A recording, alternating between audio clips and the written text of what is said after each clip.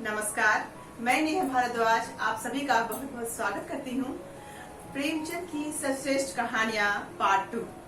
इसमें आज हम लोग कौन कौन सी कहानी की चर्चा करेंगे, उसको देखेंगे। तो इसमें हम लोग देखेंगे सबसे पहले सदगति, ईदगाह, पूस की रात, इसके बाद अन्य कहानियाँ, इसके अंतर्गत शतरंज के खिलाड़ी। इस प्रकार की जो कहानियाँ हैं इन सभी का विश्लेषण करेंगे, इसको समझेंगे। इससे पहले हम लोग इसके पहले वाले वीडियो में हम लोग पार्ट 1 में क्या क्या देखे थे। इसमें हम लोगों ने बूढ़ी काकी, बड़े घर की बेटी, ठीक है, अलग योद्धा और कफन, ये 4 कहानी को अच्छे से समझ चुके हैं, इसका विश्लेषण हो चुका है। इसके बाद जितनी भी कहानियां हैं सभी की चर्चा करेंगे, ठीक है। चलिए अपना वीडियो शुरू करते हैं। सबसे पहले हम लोग सदगति कहानी, इसका विश्लेषण और मूल्यांकन करेंगे। तो प्रेमचंद जी के द्वारा लिखी गई सदगति कहानी, इसका क्या उद्देश्य है? तो इसका मूल उद्देश्य है कि परलोक के नाम पर जारी पाखंड के तहत चलने वाला जो धार्मिक कर्मकांड गरीबों और दलितों का शोषण करने का हथियार बन जाता है, इस धार्मिक पाखंड की जड़ें इतनी गहरी है कि गरीब और दलित को अपनी स्वेच्छा से इस धार्मिक शोषण के लिए तैयार होने में गर्व का अनुभव करता है। इस कहानी में दुखी नाम का एक पात्र है, यहाँ पे इसका उदाहरण इसको इसमें देख सकते हैं हम लोग। तो साथ ही इसका उद्देश्य यह भी है कि वर्णाश्रमी पाखंड के द्वारा शोषित और उत्पीड़ित समाज कई दिनों तक इस तरह का अनाचार जो है वो सह नहीं पाता है। इसी कहानी में चमार समुदाय के लोगों के द्वारा दुखी की लाश को उठाने से इनकार कर देना, इसका प्रमाण देख सकते हैं इसमें। प्रेमचंद के समय में दलितों में वर्णाश्रमी उत्पीड़न के विरुद्ध जो जागरण जो था वो शुरू होने लग गया था। प्रेमचंद की इस कहानी में विद्रोह के पर्याप्त संकेत देखने को मिल सकते हैं। प्रेमचंद दलितों में पैदा हो रही बेचैनी और प्रतिरोध को पहचान रहे थे। साथ ही इस प्रकार उन्होंने इस कहानी में एक पात्र है चिखुरी गोड़, जिसके माध्यम में से उसको दिखलाया गया है कि प्रतिरोधी चेतना का संकेत देने वाला यही पात्र है इसमें, ठीक है।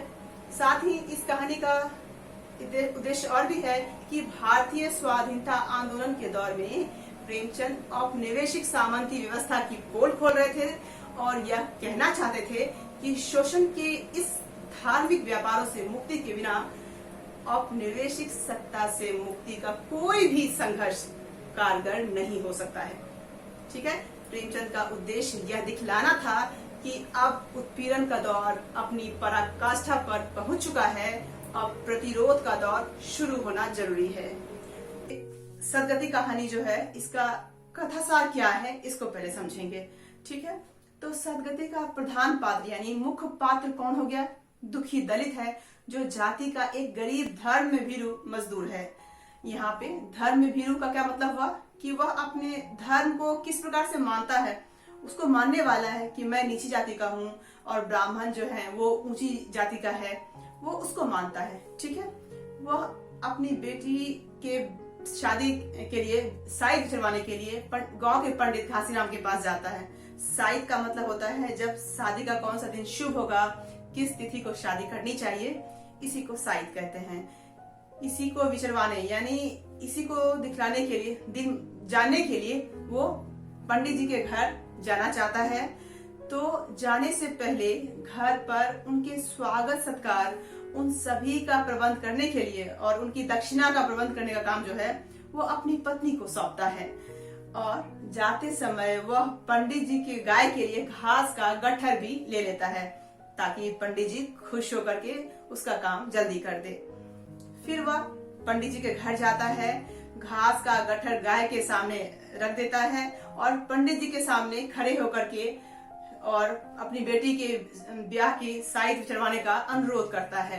पंडित जी पहले यह दिखलाते हैं कि मैं बहुत व्यस्त हूँ, फिर उसके बहुत अनुरोध या रिक्वेस्ट करने पर वो मान जाते हैं कि हाँ मैं कर दूंगा। लेकिन उसके पहले वो बोलते हैं कि लकड़ी का एक लकड़ी की एक मोटी सी गांठ है, ठीक है, उसको छीलने के लिए कहते हैं। साथ ही भूसेले मतलब जहाँ गाय होती है वहां पे भूसा रखने का काम देते हैं। सुबह से भूखा प्यासा था दुखी, उसने सबसे पहला काम क्या किया कि भूसेले में भूसा रख दिया, फिर लकड़ी की गांठ को चीरने में लग गया वो।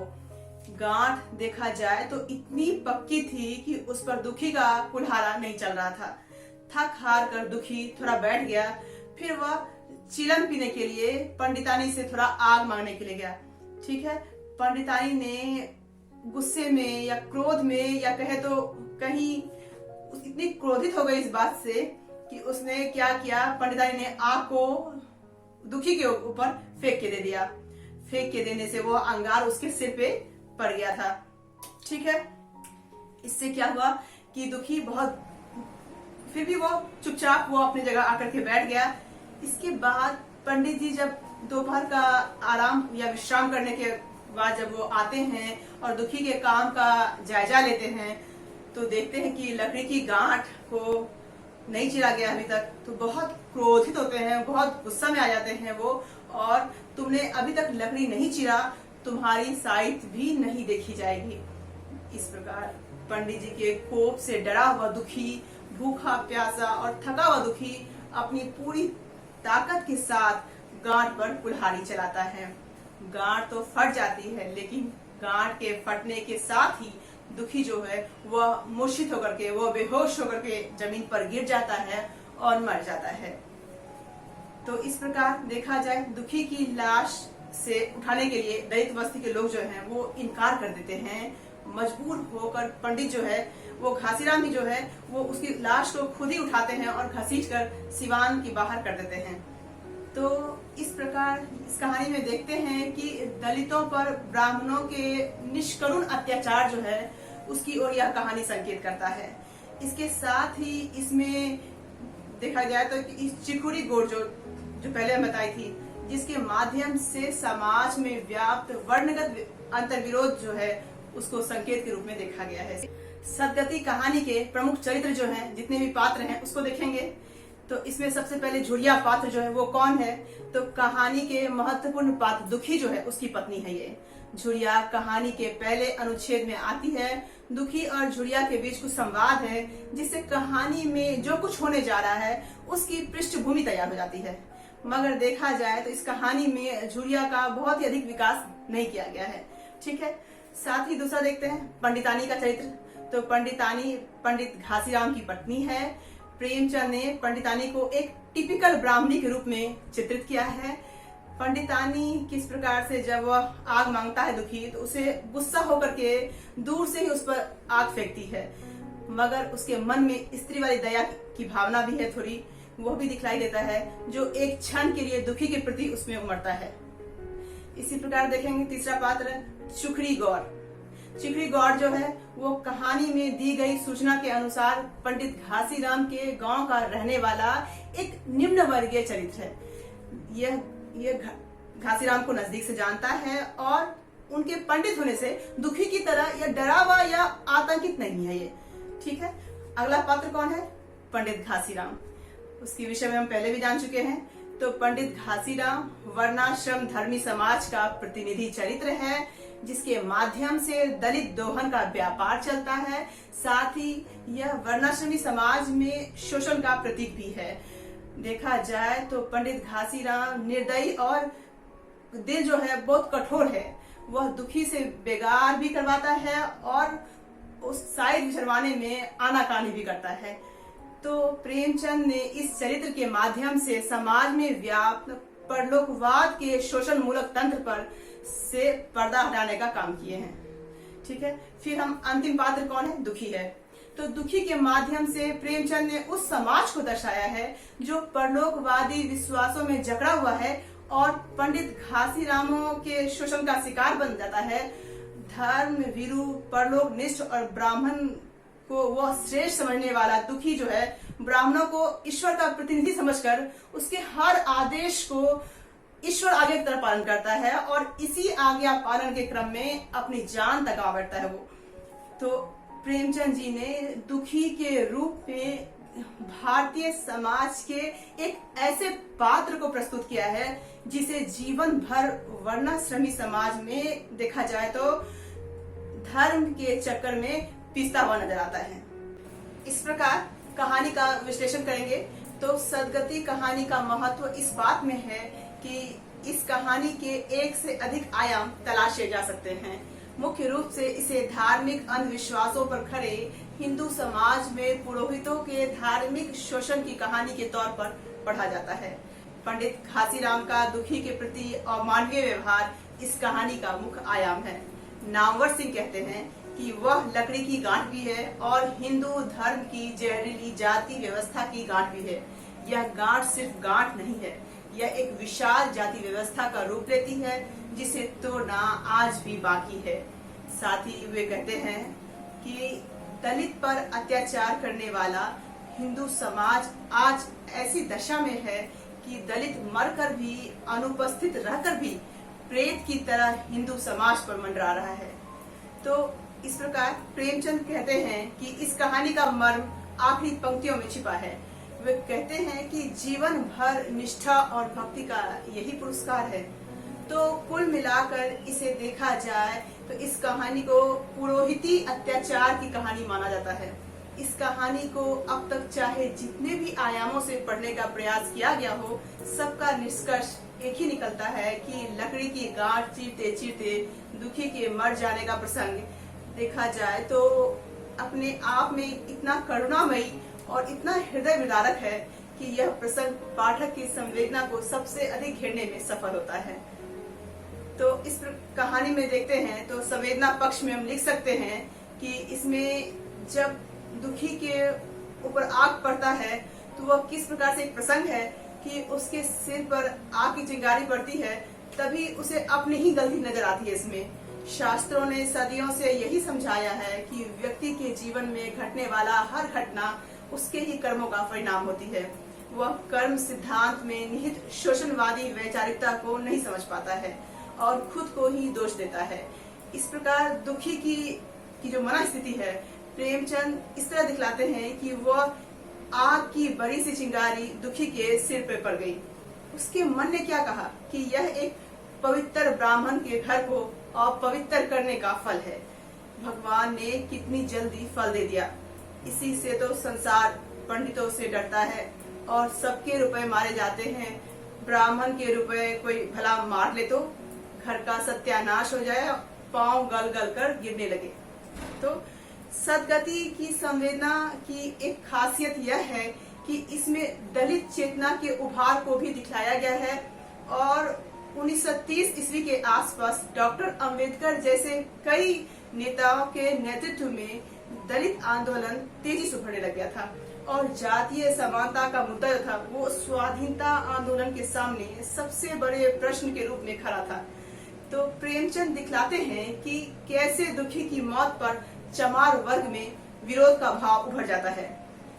सदगति का शिल्प पक्ष देखेंगे हम लोग तो सदगति का शिल्प जो है वो सीधा सपाट और सरल है। इसमें शिल्प के स्तर पर कोई चमत्कार नहीं दिखता है।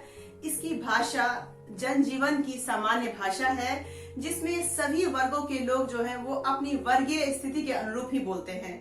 इसमें देखा जाए तो सुंदर बात यह है कि कहीं कहीं पर मुहावरों के प्रयोग के द्वारा भाषा को और भी प्रभावशाली बना दिया है। उदाहरण में लिख सकते हैं इसमें कि दुखी की थकान को व्यक्त करते हुए प्रेमचंद लिखते हैं कि पांव कांप रहे थे, कमर सीधी नहीं होती थी, तितलियां उड़ रही थी, फिर भी अपना काम किए जाता था। तो इस प्रकार देखें तो कहानी का कथानक जो है वो सीधा सपाट और कसा हुआ है क्योंकि पूरी कहानी जो है एक ही मूल प्रसंग पर टिकी हुई है। चरित्र योजना कथा वस्तु के अनुकूल है। शोषण की संरचना को दिखाने के लिए प्रेमचंद ने वर्णगत चरित्रों को भी इसमें रखा है। तो इसमें देखा जाए तो कुछ विशिष्ट व्यक्ति जो है उनको नहीं उभारा गया है इसमें। साथ ही संवाद योजना और व्यंग्य शैली की दृष्टि से जरूर कुछ प्रसंग है जो रोचक देख सकते हैं इसमें। उदाहरण के तौर पे लिख सकते हैं कि पंडितानी ने किस प्रकार से झुंझलाते हुए कहा कि इन डायनों ने तो खोपड़ी चाट डाली है। इस पर पंडित जी ने क्या कहा कि रोने दो इन चुड़ैलों को, कब तक रोएगी। तो इसमें हम लोग निष्कर्ष रूप से कह सकते हैं कि सदगति प्रेमचंद की सर्वश्रेष्ठ कहानियों के शुमार में आती है। इस कहानी में अगर हम देखें तो यह उस दौर की कहानी है जब प्रेमचंद गांधीवादी आदर्शवाद से मोहभंग महसूस कर रहे थे और वंचित वर्गों के क्रूर और नग्न यथार्थ को भी साहित्य के विषय वस्तु बना रहे थे। इस दृष्टि से सदगति कहानी जो है प्रेमचंद की दलित चेतना का प्रामाणिक प्रतिनिधित्व करती है। ईदगाह कहानी, इसका विश्लेषण और मूल्यांकन करेंगे। ईदगाह 1933 ईस्वी में रचित प्रेमचंद की प्रसिद्ध कहानी है, जिसका प्रकाशन पहली बार चांद पत्रिका में किया गया था। यह कहानी बाल मनोविज्ञान पर रचित हिंदी की सर्वश्रेष्ठ कहानियों में से एक है। इस कहानी का कथासार क्या है, इसको समझेंगे। तो ईदगाह में दो मुख्य चरित्र हैं। कौन कौन है? अमीना और हामिद। अमीना हामिद की दादी है और वही उसका पालन पोषण करती है, क्योंकि हामिद के माता पिता दोनों की मृत्यु हो जाने से हामिद की सारी जिम्मेदारी जो है वो अमीना के ऊपर ही आ जाती है। तो कहानी का प्रसंग क्या है? ईद का प्रसंग है। इसमें रमजान के रोजे के लंबे इंतजार के बाद ईद का दिन आता है और मोहल्ले के सभी बच्चे ईदगाह जाने की तैयारी करते हैं। सभी बच्चों के पास खर्च करने के लिए पैसे होते हैं, लेकिन अमीना इस बात से परेशान है कि हामिद को पैसे कहाँ से दे। अंत में वह 3 पैसे हामिद को देती है और सभी बच्चे मिलकर ईदगाह जाते हैं और वहां जाने के बाद सब अपने पसंद के खिलौने खरीदते हैं, मिठाइयाँ खाते हैं। लेकिन हामिद के पास बहुत कम पैसे हैं, इसलिए काफी सोच विचार करके उसने अंत में एक चिमटा खरीद लेता है, क्योंकि उसे बार बार याद आता है कि खाना बनाते समय उसकी दादी का हाथ हमेशा जल जाता है। तो जब वह इस तरह का भाव बच्चों में आता है, तो यहाँ पर हम क्या देखते हैं कि जब वह उसकी दादी जब चिमटा देख करके किस तरह से वो अपना सिर पकड़ के बैठ जाती है और क्रोधित हो जाती है, इस पर हामिद जो है वो अपराधी और एक मासूमियत भाव से क्या कहता है कि तुम्हारी उंगलियां तवे से जल जाती थी ना, इसीलिए मैंने इसे ले लिया। तो इस प्रकार यहाँ पे देखते हैं हामिद के द्वारा मेले में बाल सुलभ इच्छा का सामान खिलौनों की जगह चिमटा खरीदना एक असामान्य बात थी इसमें। तो देखा जाए तो यह उम्र क्या है? यह उम्र की धरातल पर एक बालक होते हुए भी सोच के धरातल पर हामिद के बड़े हो जाने का प्रमाण था ये। दूसरी ओर हामिद की इस भावना और सोच को लेकर के बूढ़ी अमीना का जो हृदय है वो बच्चों की भांति भाव विभोर हो जाता है। उसे वृद्धावस्था में एक संबल यानी एक सहारा मिलता है उसे, इसीलिए वह दुआओं और आंसुओं से भर जाती है। बालक हामिद इस बात को समझने में भी असमर्थ था कि आखिर उसने ऐसा क्या कर दिया है। इस प्रकार देखते हैं तो प्रेमचंद जी इस कहानी को एक विशेष टिप्पणी के साथ समाप्त करते हैं और उसमें वो कहते हैं कि बच्चे हामिद ने बूढ़े हामिद का पाठ खेला था और बूढ़ी अमीना बालिका अमीना बन गई थी। ईदगाह कहानी, इसका संवेदना पक्ष क्या है, इसको समझेंगे। तो ईदगाह की संवेदना कई कारणों से ही हिंदी साहित्य में चर्चा का विषय रही है। इसकी सबसे बड़ी खासियत बाल मनोविज्ञान का सूक्ष्म अंकन है, जिसके कई पक्ष कहानी में देखे जा सकते हैं। इसका सबसे प्रभावी चित्रण कहानी के अंत में हुआ है, जहां प्रेमचंद दिखलाते हैं कि गरीबी और अभाव कैसे बच्चों के बचपन छीन लेते हैं और उन्हें बड़ों की तरह जिम्मेदारी भरा व्यवहार करने के लिए मजबूर कर देते हैं। हामिद का चिमटा खरीदना हामिद का बड़कपन है, लेकिन सामाजिक व्यवस्था के मुंह पे एक तमाचा भी कहा जा सकता है। जो समाज बच्चों के बचपन की रक्षा नहीं कर सके, उसमें हर संवेदनशील बच्चा हामिद की तरह उम्र से पहले बड़ा होने के लिए बाध्य हो जाता है। तो यहाँ पर स्पष्ट रूप से कह सकते हैं, ईदगाह में प्रेमचंद की मूल चिंता आर्थिक धरातल पर सामाजिक असमानता जो है उसको लेकर के थी। शोषण पर आधारित व्यवस्था में हाशिए पर चले गए लोगों के जीवन के कष्टों और विडंबनाओं के चित्रण के द्वारा समाज में गैर बराबरी उत्पन्न करने वाली आर्थिक व्यवस्था पर टिप्पणी करते हैं। इस प्रकार साथ ही वे बतलाते हैं कि ईदगाह में नमाज पढ़ने का चित्र दिखलाया गया है, जहां पर सब बराबर है, लेकिन वास्तविक व्यवहार की दुनिया में, जहां पर हामिद और उनके दोस्तों की दुनिया, वहां ऐसा नहीं है। ऐसा करके वे बतलाते हैं कि किस तरह कितनी असमानता है और वास्तविकता साफ देखते हैं हम। ईदगाह में नमाज के दृश्य और बाकी जितनी भी कहानियां हैं उसमें देखा गया है कि हमारे समाज में सिद्धांत और व्यवहार की दुनिया के बीच में कितनी बड़ी खाई है। तो इस कहानी का संवेदना बाल मनोविज्ञान के रास्ते सामाजिक राजनीतिक व्यवस्था तक पहुंचती है। खिलौनों को लेकर के बच्चों के बीच होने वाली बातचीत जो है, उसके माध्यम से प्रेमचंद जी व्यंग्यात्मक अंदाज में भ्रष्टाचार, जातिवाद, न्याय व्यवस्था के लोक विरोधी रूप जो है उस पर चोट करते हैं। उदाहरण में लिख सकते हैं कि यह कांस्टेबल पहरा देते हैं तभी तुम बहुत जानते हो, है ना, अजी हजरत यही चोरी कराते हैं। इस प्रकार उदाहरण में लिख सकते हैं। तो इस कहानी में धर्मनिरपेक्षता की भावना जो है वो भी देखी गई है। प्रेमचंद जितनी आत्मीय गहराई और विश्वास के साथ एक मुस्लिम घर में प्रवेश करते हैं, वह एक रचनाकार की सांप्रदायिकता विरोधी मानसिकता को उजागर करता है। ठीक है, साथ ही इस कहानी की संवेदना का एक और भी पहलू है कि भारतीय समाज में आत्मीय सामाजिक संबंधों की स्थिति जो है, भारतीय समाज में गांव के अलग अलग परिवारों के बीच जो एक घनिष्ठ संबंध होता है, उसे यह कहानी संकेत करती है। अपनी छोटी छोटी आवश्यकताओं के लिए लोग निसंकोच एक दूसरे परिवार के पास जाते हैं। ईद जाने की जब तैयारी होती है, उस समय किसी के कुर्ते में बटन नहीं है तो पड़ोस के घर में सुई और धागा लेने के लिए दौड़ जाता है। तो यह पारिवारिक संबंधों के विस्तार को दिखलाता है। इस कहानी का शिल्प पक्ष देखते हैं तो यह कहानी का शिल्प सीधा, सहज और रोचक है। कहानी की शुरुआत ईद के लंबे वर्णन से हुई है, जो गैर मुस्लिम पाठक को भी ईद का अर्थ जो है वो समझाने के लिए पर्याप्त है। साथ ही कथाराग देखेंगे सरल है, लेकिन इसका विकास जो है वो बच्चों के आपसी संवादों और हंसी मजाक से किया गया है, जिसमें कहानी की रोचकता को बढ़ाया गया है। चिमटा और अन्य खिलौनों का प्रसंग जो है बहुत ही रोचक है इसमें, जिसे प्रेमचंद ने अदालत के मुकदमे के रूप में प्रस्तुत किया है। चरित्र योजना सरल है, लेकिन हामिद और अमीना के चरित्रों की गहराई जो है और द्वंद्वात्मकता जो है वो पाठक की संवेदना को झकझोरने के लिए पर्याप्त है।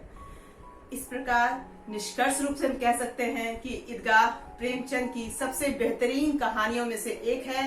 इसका कारण बाल मनोविज्ञान का सूक्ष्म प्रयोग और सामाजिक संस्कृति तो है ही, और यह भी है कि इसे पढ़कर समाज की एक गंभीर समस्या के प्रति पाठक अपनी जिम्मेदारी महसूस करने के लिए बाध्य हो जाता है।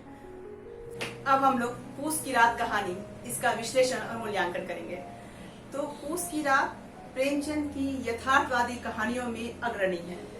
1930 में रचित यह कहानी प्रेमचंद के द्वारा आदर्शोन्मुख यथार्थवाद के रास्ते को छोड़ करके यथार्थवादी दृष्टिकोण को अपना लेने की घोषणा करती है। यह उस यात्रा की शुरुआत है जो 1936 में कफन कहानी में चरम यथार्थ पर जाकर के पूर्ण होती है। इसमें किसान वर्ग प्रेमचंद की चिंताओं के शीर्ष पर है और यह कहानी उनकी इसी चिंताओं पर को प्रतिनिधित्व करती है। सबसे पहले हम लोग देखेंगे इस कहानी का संवेदना पक्ष क्या है।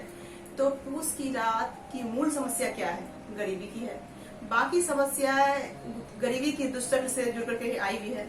जो किसान पूरे सामाजिक जीवन का आधार है, उसके पास इतनी ताकत भी नहीं है कि कड़कती सर्दी से बचने के लिए कंबल खरीद सके। इस प्रकार दूसरी ओर देखते हैं कि एक ऐसा वर्ग भी है जिसके पास संसाधनों की इतनी अधिकता है कि उन्हें खर्च भी नहीं कर सकता है वो। तो अर्थव्यवस्था की इसी असंतुलन पर यह कहानी व्यंग करती है। प्रेमचंद सर्दी के प्रतीक के उन दोनों वर्गों की तुलना दिखलाते हैं। हल्कू का एक प्रसंग है कि हल्कू ने अपने ठंडे हाथ निकाल करके जबरे की पीठ पर सहलाते हुए क्या कहता है कि तुम कल से मत आना, क्योंकि ठंडे से तुम यहाँ पे कुछ भी हो सकता है। यह खेती का मजा है। यह एक एक भगवान ऐसे पड़े हैं जिसके पास जारा जाए तो गर्मी से घबरा कर भागे। मोटे मोटे गद्दे, लिफाफ, कंबल, मजाल है कि जारे का गुजर हो जाए। तकदीर की खूबी है, मजदूरी हम करें और मजा दूसरे लूटे। तो इस प्रकार प्रेमचंद गरीबी के मूल कारणों तक पहुँचते हैं। मार्क्स की भाषा में कहें तो हल्कू की गरीबी प्राकृतिक गरीबी नहीं है जो उत्पादन की कमी से पैदा होती है। यह गरीबी कैसी है? ये शोषण और संसाधनों के असमान वितरण से पैदा होने वाली है। गोदान के होरी की तरह हल्कू की भी नियति है कि वह हर साल उधार लेता है और अपनी सारी कमाई सिर्फ सूद चुकाने में ही खर्च कर देता है। उसने कंबल के लिए जो 3 रुपए बचा कर रखे थे, वह भी सूद चुकाने में ही खर्च हो जाता है। तो इस शोषण परत व्यवस्था के प्रति हल्कू की पत्नी मुन्नी की नाराजगी जो है उसमें हम देख सकते हैं, उसमें एक उदाहरण के तौर पे लिख सकते हैं कि मुन्नी कहती है कि मैं कहती हूँ तुम क्यों नहीं खेती छोड़ देते, मर मर कर काम करो, उपज हो तो बाकी दे दो, चलो छुट्टी हुई, बाकी चुकाने के लिए ही तो हमारा जन्म हुआ है।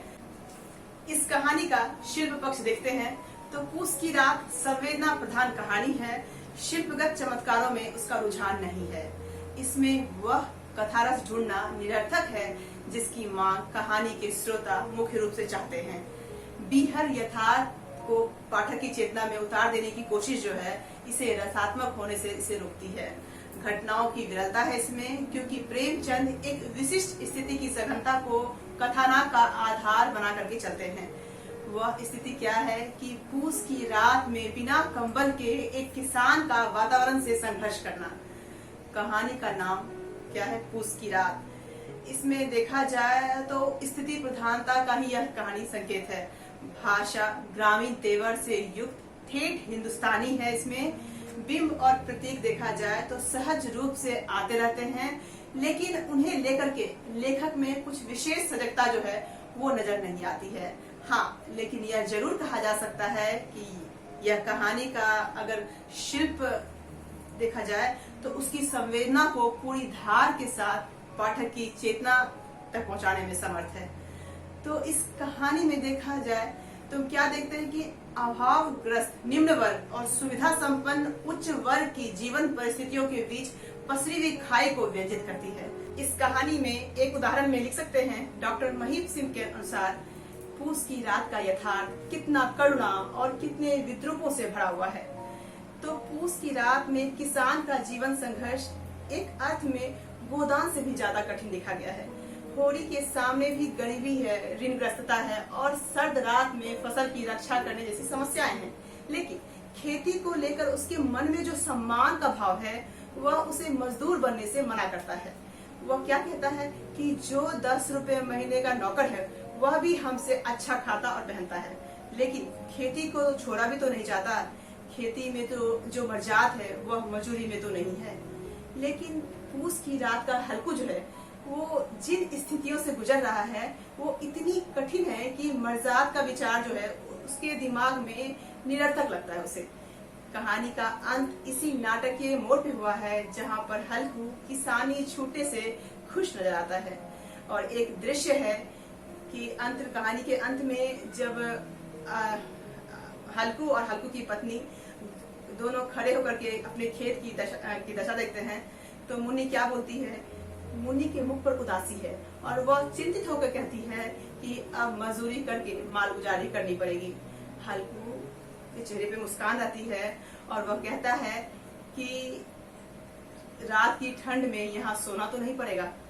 तो पूस की रात की संवेदना का एक महत्वपूर्ण पक्ष क्या है कि मानव और प्रकृति के संबंध जो हैं उस दोनों को जोड़ा गया है। जहाँ शहर का व्यक्ति प्रकृति को सैलानी भाव से या उपयोगिता के चश्मे से देखता है, वहीं गांव के व्यक्ति के लिए प्रकृति जीवन का सहज हिस्सा होती है। यह कहानी उस दौर की है जब कविता के क्षेत्र में छायावाद चल रहा था और छायावाद की प्रकृति बेहद कोमल, पवित्र और सुकुमार साथ ही अभिजात थी। प्रेमचंद उसी दौर में प्रकृति के ग्रामीण और ऐसे रूप को साहित्य में खड़ा करते हैं जिसे आगे चलकर प्रगतिवादियों ने उसे भी स्वीकार किया है। हल्कू और जबरे की यहाँ पे एक अनोखी मैत्री भी है इस कहानी में देखते हैं। उदाहरण के तौर पे इसमें देख सकते हैं कि कुत्ते की देह से जाने कैसी दुर्गंध आ रही थी, पर वह उसे अपनी गोद में लिपटाया हुआ ऐसे सुख का अनुभव कर रहा था जो उसे इधर महीनों से नहीं मिला था। इस अनोखी मैत्री ने जैसे उसकी आत्मा के सब द्वार खोल दिए थे और उसका एक एक अणु जो था वो प्रकाश से चमक रहा था। प्रेमचंद की सर्वश्रेष्ठ कहानियां, इसमें अन्य कहानियां जो है इसके अंतर्गत हम लोग समझेंगे शतरंज के खिलाड़ी। तो यह कहानी जो है यह प्रेमचंद के द्वारा अपनी लीक से हटकर लिखी गई एक ऐतिहासिक कहानी है जिसमें लखनऊ के नवाब वाजिद अली शाह के समय उस समय विलासतापूर्ण, अकर्मण्य और पतनशील वातावरण का एक चित्र देख सकते हैं। इसमें कहानी की भाषा हमारे सामने एक तहजीब विशेष को चित्रित करती है। जो प्रामाणिक तो है ही, साथ ही उसकी विशेषताओं से भी भरपूर है इसमें। तो ये जो कहानी है ये लखनऊ के दो नवाब हैं। इसमें कौन कौन है? मिर्जा सज्जाद अली और मीर रोशन अली। इन दोनों के विषय में है। दोनों को शतरंज खेलने की लत थी और उनकी लत अधिक बढ़ गई थी, तो इनके खेल से नाराज होकर इन्हें घर से निकाल देते हैं। तो ये शहर के एक कोने में खंडहर में जा करके शतरंज खेलने लगते हैं।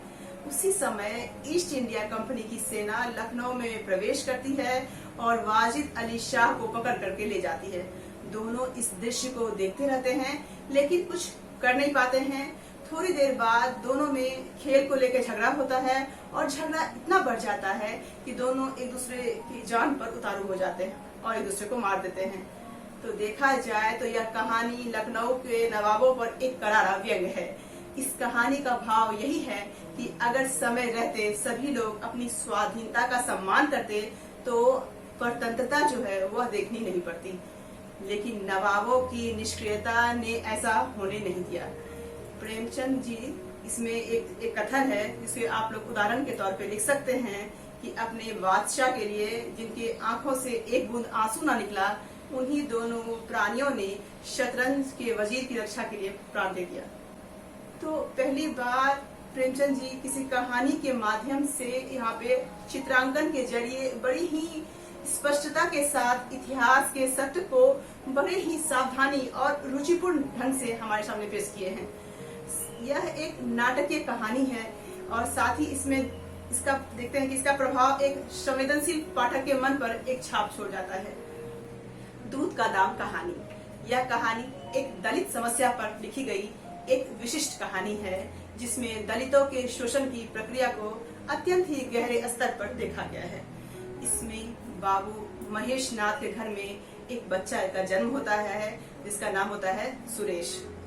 लेकिन उसकी माँ का स्वास्थ्य जो है वो ठीक नहीं है, इस कारण वह अपने पुत्र को दूध नहीं पिला सकती है।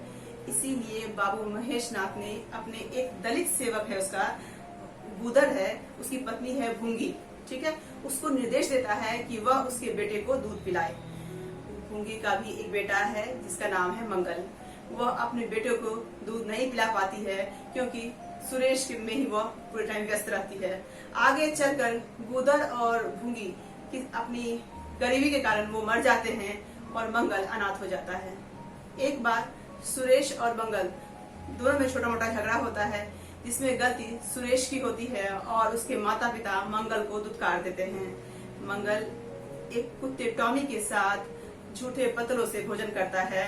तो यहाँ पर प्रेमचंद जी ने यहाँ दिखलाया है कि दोनों की हालत एक जैसी है। अंत में मंगल की टिप्पणी है कि लोग कहते हैं कि दूध का दाम कोई चुका नहीं सकता और मुझे दूध का यह दाम मिल रहा है। इस प्रकार की खास जानकारियाँ हमारे चैनल के माध्यम से आपको मिलती रहेगी। हमारे चैनल के साथ जुड़े रहें। आज के लिए इतना ही। धन्यवाद।